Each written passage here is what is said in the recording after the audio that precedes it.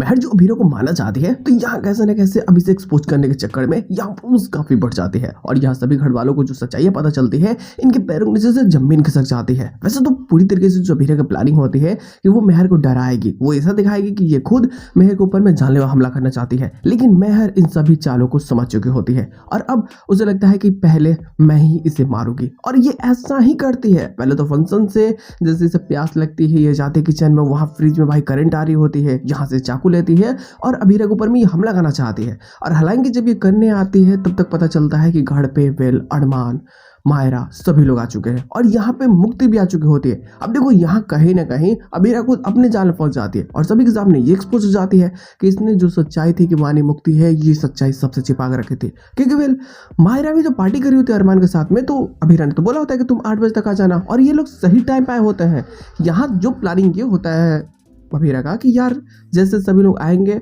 और सभी के सामने देखेंगे कि भाई कैसे महर मेरे ऊपर हमला कर रही है, तो सभी लोग समझ जाएंगे कि ये कैसी है, किस तरह की साइको है। लेकिन यहाँ तो पूरी तरीके से अपने ही चाल में फंस चुके होते हैं। अब इसे समझ में नहीं आता कि ये करे तो करे क्या, और स्टोरी इतनी कॉम्प्लिकेटेड बन जाती है कि अब मायरा को लगता है कि इस घर को छोड़ करके जाने के समय आ चुका है और वो वहां से जाने लगती है। मुझे लगता है कि अब सब कुछ खत्म हो चुका है और वेल इसके पापा अगर मेरे शादी कर लेते हैं तो सब कुछ ठीक हो जाएगा। और बस इस चीज के लिए कहीं ना कहीं अरमान को भी अब मैनिपुलेट करना स्टार्ट कर देती है, जो होता है सिर्फ और सिर्फ इमोशनल ब्लैकमेल। और अरमान अब इसकी बातों में आ जाता है और उसे जो ये लगता है कि शायद अभीरा ने 8 सालों से जो सच्चाई छिपाई थी, ये आगे और भी सच्चाई छिपा सकती है। तो क्यों ना मैं अपनी बेटी की जो प्यार है या फिर कह लो कि जो उसकी खुशियां है, उस चीज के लिए मैं कुछ करूं। और ये महर से यहाँ